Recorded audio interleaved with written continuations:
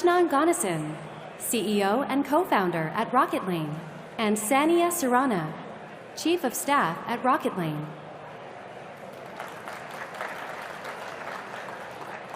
Thanks, folks. Can all hear me well? So, quick introduction. I'm Sri, co-founder and CEO of Rocketlane. This is Sania, our Chief of Staff. And we build software that helps you launch customers faster and get them to value on time. And this is a new category called customer onboarding or client onboarding. So we want to share some tactics that will help you learn how we sort of launched later than some other players, but still went on to own this category in just 2 years, right?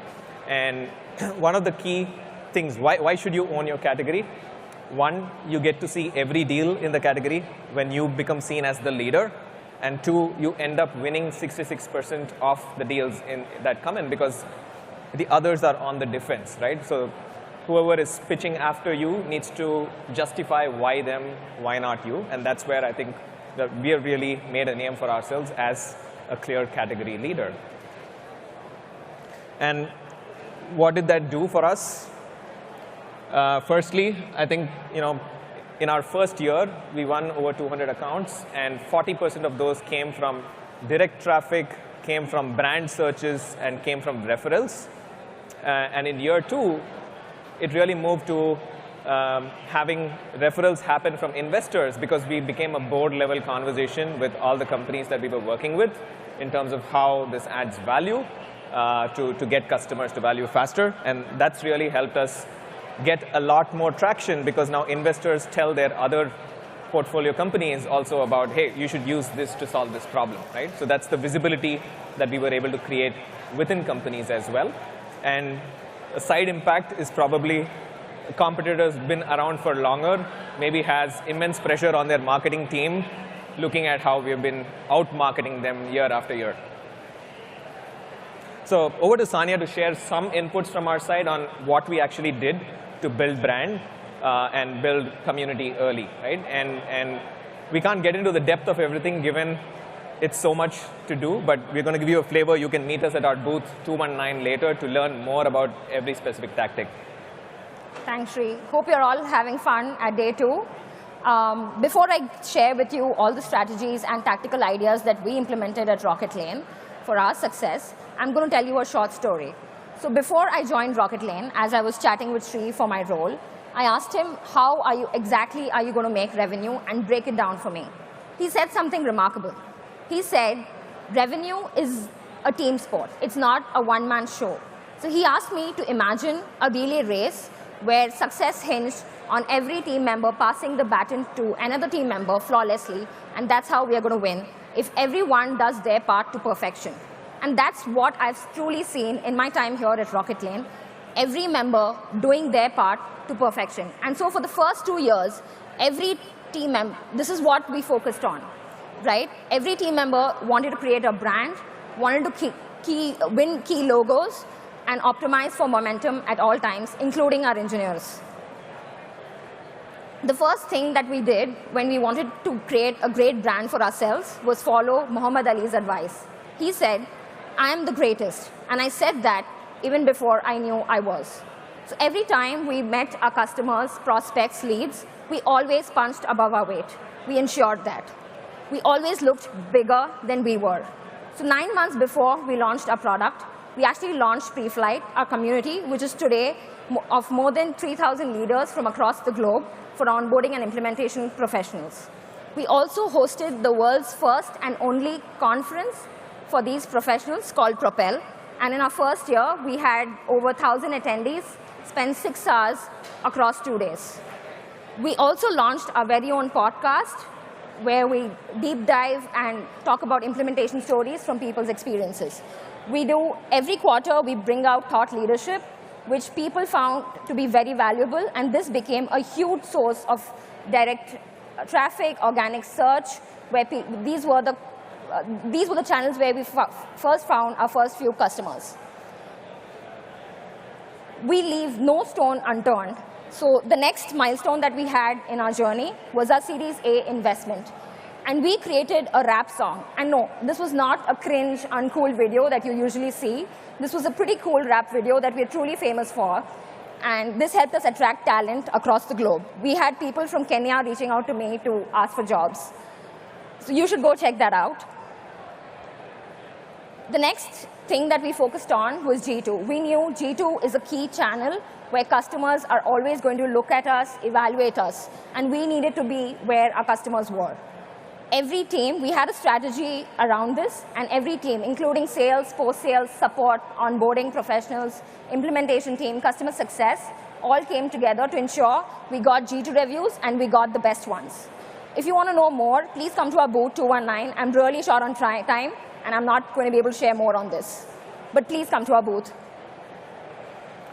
Events is another area where we typically tend to punch above our weight and really get the meetings going. I would say we have an entire playbook. This is one of the things I'm most proud about, what we do at events from our brand perspective, including our mascot, Felicity, the cat, and how we include so many elements of our brand throughout, and specific tactics of how we turn interesting conversations into meetings right. We book the meetings right at the event. So last SaaStr, we had around 80 meetings booked on the calendars, right? We're not following up on email and chasing people. And also strategies around how we can really target specific logos that we want, who we know are attending the event. So happy to share more about how we do this specifically. We don't have enough time here, but meet us at our booth and we'll be happy to share specifics of the event tactics. Ecosystem building was everyone's responsibility. We used all of this signage, LinkedIn banners, email signatures across emails, even when we sent our invoices. We made it our investors' problem as well. So whenever we went for an investor meeting, even if they were not our investors, we had a focused list of their portcos that we wanted to bring on, and we made sure they gave us an introduction.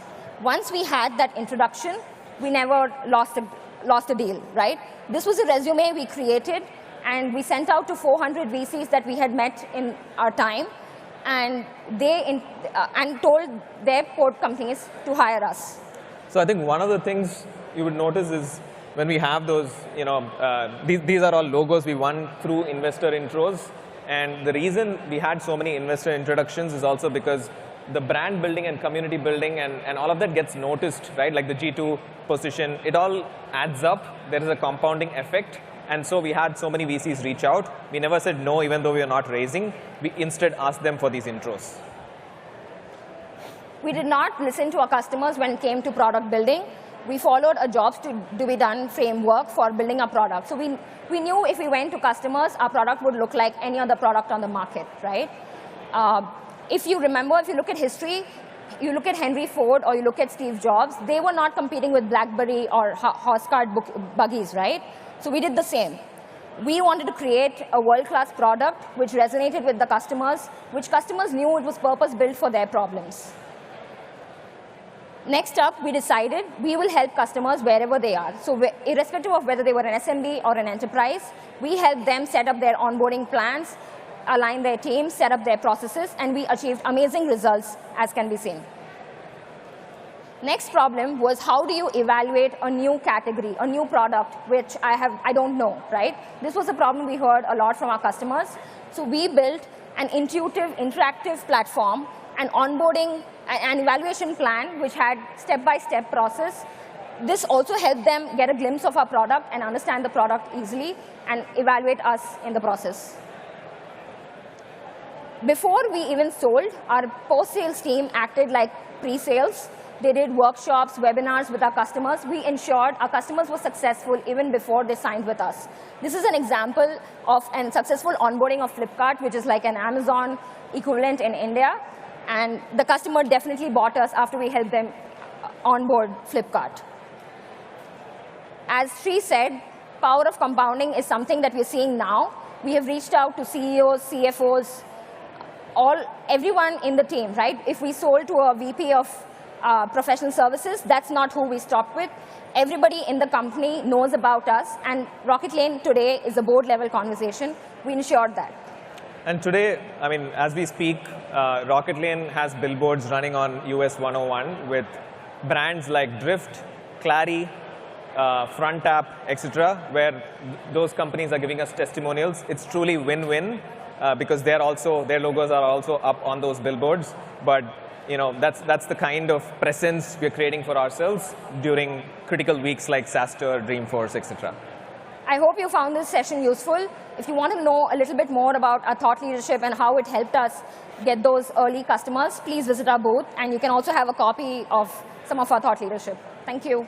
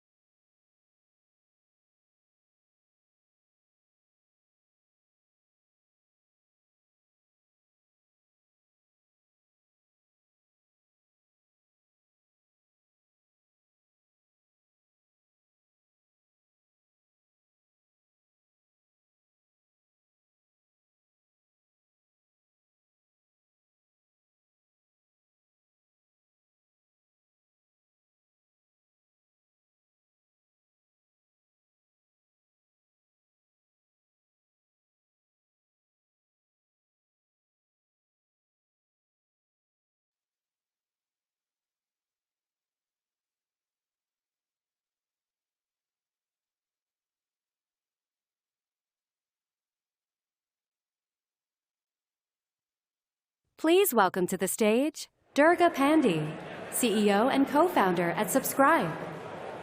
And Mahitha Devalapalli, Senior Director, Business Technology Enterprise Architecture at Okta. This is a great audience. How is everyone doing?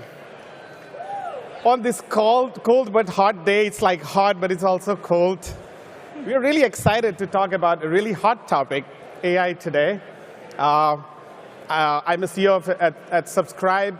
We'll talk about more about that in a bit. But I used to work at Google on Chrome and did a lot of AI work there to improve autofill. So if you go and fill out a form today, it works better. There was some early work on AI. And Mahitha? Hey, I'm Mahitha. I'm Senior Director of Enterprise Engineering at Okta, driving multiple business transformation projects for the past 10 years. Awesome. So this is sort of the landscape of AI. It's really fascinating, starting from some really old work by Alan Turing. And we all know of him as a hero today, but Turing came up with something called the Turing test, which basically says, can computers think? And if we look back, there was a famous conference at Dartmouth in 1956, going all the way to Gary Kasparov getting beaten by a computer in a chess program. We had Siri come on in 2011. I mean, honestly, I don't know how well Siri works. It sort of works. It tells you the weather. But now we have ChatGPT, which is a stunning advance in AI. So it's really exciting. And we feel that AI is going to change go-to-market systems, processes, the whole go-to-market world in a really, really significant way. So let's talk about that. Yeah. So coming to GTM space, you will see that there are mainly 4 patterns where AI is definitely emerging on the GTM space. It's a slowly evolving area, so you will see a lot more patterns coming out, but these are the 4 major that we are looking at. One is workflow automation. As you know, every GTM team has a lot of very critical manual processes which are error-prone, expensive, but very critical. You can start using AI to transform these manual steps by a single command. For example, very recently at Okta, we have a use case where the sales would like to know the business model of the prospects so that they can give very dedicated, the communication that it's directed directly to the customers. We looked at multiple vendors. We couldn't find this information. So we started using AI to pull the business model, whether they are B2B or B2C or both, so that the sales can pitch efficiently in the sales process. Next, the detecting opportunities and anomalies. This involves a lot of data analysis and machine learning for us to identify the potential areas of growth, improvement, and also anomalies. For example, sales anomalies. You can analyze a lot of sales data to understand if there is a spike or drop in the sales, which will help us identify if there is issue with our sales process or pricing or the market trends. The next is Siri for GTM. As Durga was saying, who wouldn't want Siri for GTM, right? It's like having your own personalized chief data scientist who can answer the questions. For example, if you want to know who are my top 10 customers whose ARR is over $10 million. This kind of information should be available to you at the fingertip rather than running multiple reports. So AI can do that for you. Last but not least is copilots. You would have seen copilots emerging, being definitely used on the software development, but it's being extended into the areas for sales and marketing. For example, Marketing Copilot, it can help you build content for your social media posts, blogs, and also send automated marketing campaigns based on the customer preferences. Yeah, the really big thing is go-to-market is going to evolve into very much an AI-first kind of world. And we think that this sequence of patterns that you're seeing here, like the top one, is probably going to be the first to come to market because it's very tolerant to mistakes, like your Gmail autocomplete, right? It's workflow automation. But when you're doing bringing in ARR data, for example, and if you make a mistake, then people are much less tolerant of that. So let's break down the whole GTM process today that we think, starting from a lead to actually going all the way, creating an opportunity, actually closing certain number of opportunities. We are all familiar with the funnel. Then you have billing. Then you have subscriptions getting created, invoicing and billing. And then it's like, OK, you have this regular operational cadence going on. How can you create more business? Upsells, renewals, all of that stuff. So let's break it down a little bit. And these are not supposed to be comprehensive, but the idea is to give you some sense of all the excitement that we feel that we'll see in this market. So lead to opportunity, right? Think about ICP segments, right? We all think about ICP. We define our ICP. Every couple of months, we are like, is that really our ICP? We are an early stage company. Maybe you need to tune that a little bit more. Then we figure out subsections. AI is definitely going to be able to help in ICP. And it's both around looking at a company and helping it define better ICP segments, like which are the segments, but also benchmarking across companies and seeing, for a company that looks like this, what is a good ICP typically that we see? Because then you can learn from others. Territory planning, similar stuff. There is enough interesting, what we call attributes or aspects of data that you can look at and build. And we think that we'll actually see not just features, but potentially companies coming out that take one of these things as a beachhead and build a company out of it. Predicting, obviously, opportunity scoring, lead scoring, conversion rate, the stuff that happens today. The GPT-4 model is a very powerful model, so we are expecting huge impact of that. Just moving forward, likelihood to close, being much better at that. Interventions. What can you do when you realize that something is off? Or can the system tell you that you should be doing something? And we are working very much as a conceptual level here, but if you think through this, there are lots of industry things. We talked about benchmarking, helping structure the deal. Like, what is the right deal? What is the kind of discounting that you can do? What kind of payment terms? Like, can the system help you figure it out? And then, obviously, forecasting. Let's look at how we can leverage AI on building a smart AR process as well. One, usage pattern analysis. We should be able to analyze the customer's usage and predict the future consumption as well, which will help us tailor-make the pricing and the discount patterns for customers' needs, which will make the whole billing experience more seamless. The fraud and anomaly detection, the same thing like sales anomalies, we should be able to identify by analyzing the transaction patterns, marking the suspicious behavior, and prevent the fraudulent transactions from happening by making the billing experience much more secure. Credit risk assessments and collections prioritization. A lot of information is publicly available. We should be able to analyze the credit reports, the financial reports, and other external factors to understand the credit worthiness of the existing and the new customers, so we can make much more informed decisions and also flag the red accounts so that we can focus our resources to secure our collections and payments on time. Coming to the upsells and renewals, right? Like, the next step of usage analysis is the predictive analysis. We should be able to analyze the customer's behavior and past purchase patterns to identify which accounts are more likely to go for an upsell offers or contract renewals, etc.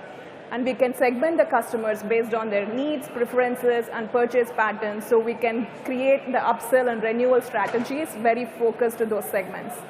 Behavioral analysis and automated communication is going to be a huge area to leverage AI for us in the future, where we can analyze the customer's behavior in real time and understand see if there are any triggers for upsell processes. For example, an increase in usage should create an automated upsell offer and send automated communications to the customer saying, OK, hey, you're going over your usage. Do you want to use this upsell offer?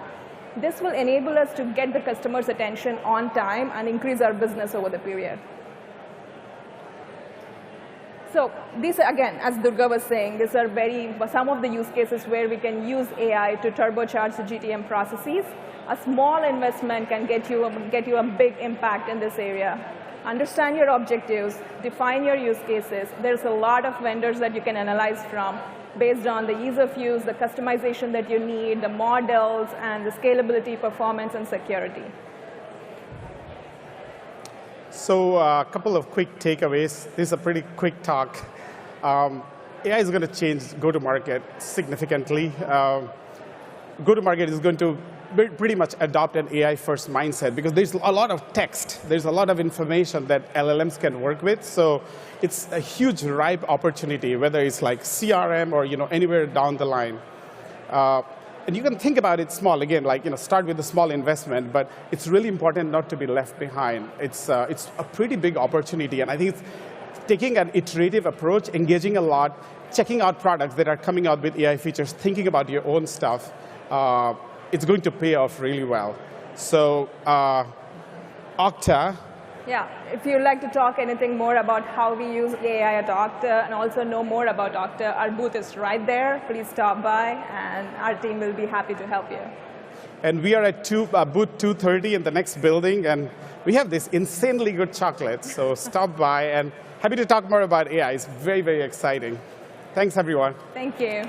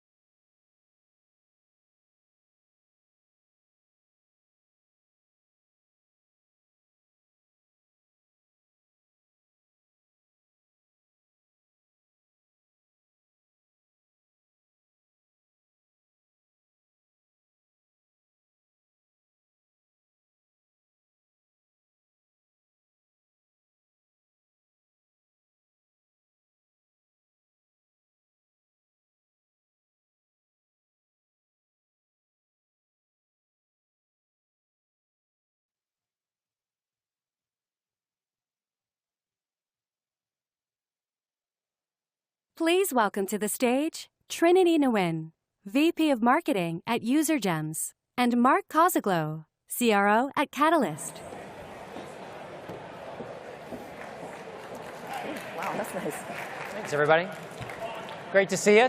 Yeah. Trinity, you want to get us started? Good afternoon. Thank you, everyone, for joining us today during lunchtime. We have only 10 minutes, but I promise you it's worth it. Packed with a lot of information. So just quick intro. My name is Trinity Nguyen, VP of Marketing at UserGems. I'm Mark Kozaglow. I'm the CRO at Catalyst. So Mark, you talk to a lot of CROs at very successful companies. How is selling in 2023 been? Yeah, so I'm very lucky in that I get to have a ton of conversations with revenue leaders on a daily basis because of my position at Catalyst and also because of my past position at Outreach. And what I'm seeing that successful CROs are doing is they're transitioning from using the SaaS business model, but playing that game with perpetual license rules. And what I mean by that is most revenue leaders either grew up or were grown up by people that used to sell perpetual license software, which is a high upfront cost, and puts the buyer in control of creating their own value because they can't get out of the deal. They bought the DVD for all this money up front, and now they have to get value out of it before they can buy another DVD a few years later. The SaaS business model changes that, and it puts the onus on the seller to create value because there's low upfront cost and easy cost to change.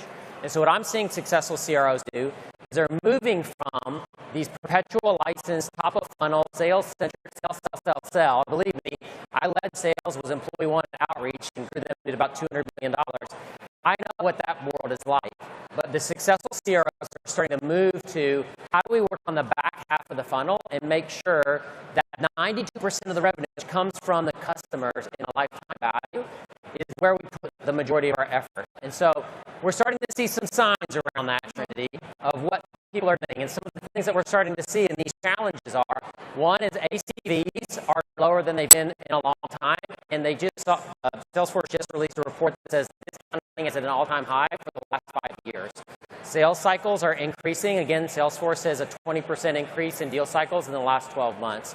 And lastly, G2 just said that 33% increase the buyer committees that are mostly being filled by very cost-conscious CFOs and financial people that are now making the decisions. And so what we're seeing, Trinity, is that people are starting to change what their preference is and how they buy. And we started to see that, according to a Trust Radius study, that 31% of customers or buyers used to say that they cared about what they used to do. Now over half of buyers rate in their top 3 criteria, what did we used to do? And so we have to adjust to that. We have to build value in order to make sure that the people that used to use us want to use us again. And I think that one important concept, Trinity, that you talk about a lot is what to do with these champions. Because here's the deal. FOMO is being replaced by FOMO. The fear of missing out is being replaced by the fear of messing up. And if you look at what I think is the best sales book of 2023, which is the Jolt Effect, they very succinctly with data describe this situation. And they say the negative feedback and consequences of making a decision are far greater than the negative feedback and consequences of doing what you've always done. And you know what is a cousin of doing what you've always done? It's right here. And I think champion tracking can help you with that, right, Trinity? Mm-hmm. The interesting thing is, so Trust Radius, in this study, they also surveyed vendors as well to see what are the different areas that vendors invest in to help buyers buy. And the interesting thing is they found out that vendors underestimate the 3 out of top 4 criteria that Mark just showed you. And the first one is free trial, user reviews, and not a lot of vendors re-engage with their previous champions. So that means as vendors, we leave a lot of money on the table. But how much though? So at UserGems, we analyzed 5,000 sales opportunities across different SaaS companies. And we found out that when deals have a previous champion in the opportunity, you would have 2 times higher win rates and 50% bigger deal size. It makes sense intuitively because they already know you, they trust you, they've tried your product, there's no crawl, walk, run, they just buy the entire suite. So that's on the new business side.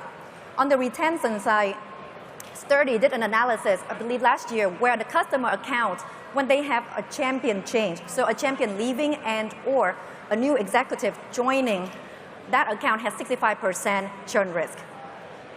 So what are we going to do with all of this insights and data? So next is Mark and I are going to share 3 playbooks that you can bring back to your team tomorrow that will cover from pipe gen to deal acceleration and churn prevention. So it's going to get really tactical. So on the pipeline generation, what we recommend is monitor your champions when they change their job, especially if they land into one of your target accounts, because now you can use this as a warm signal to rally your sales and marketing team to go after that company. So what type of champions should us vendors re-engage with? The first bucket is key champions. So these are the close won opportunity contacts. I think everyone gets this one. Second one is people that were in touch with your customer success. They might not have been involved in the pre-sales, but then they know your product and use your product. The third one is admin and power users. So that's the key champion bucket.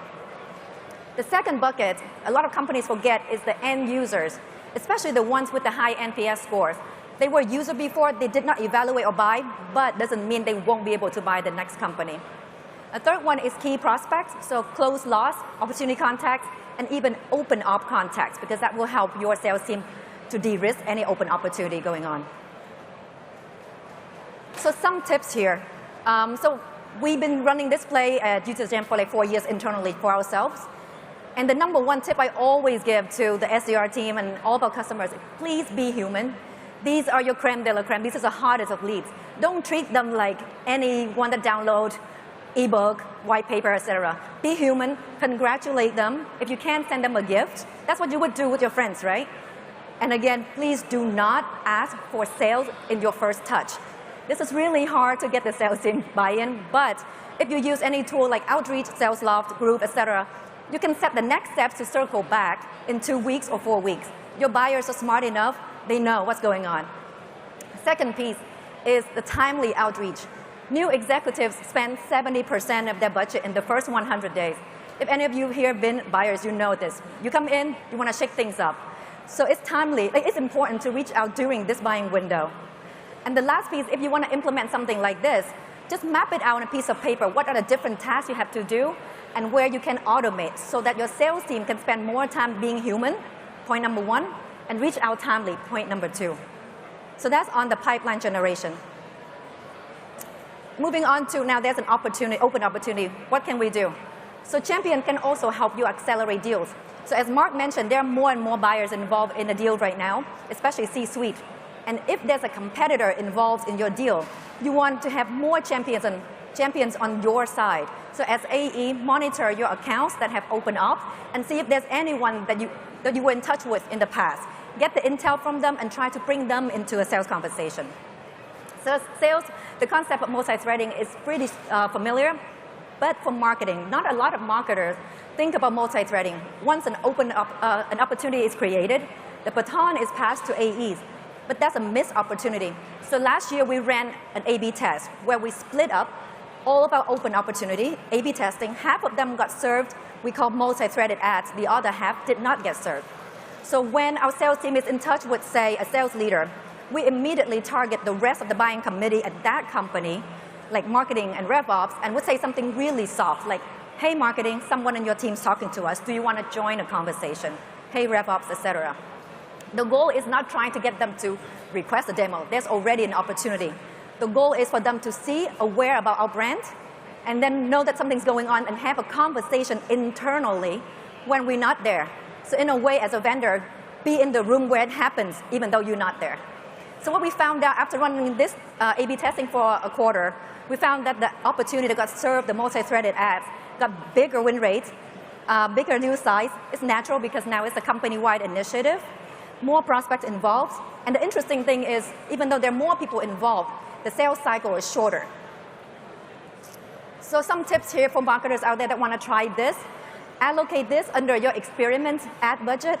There's no way you're going to be able to prove the ROI. So trying to get your boss and CEO buy-in, we only spend $5,000.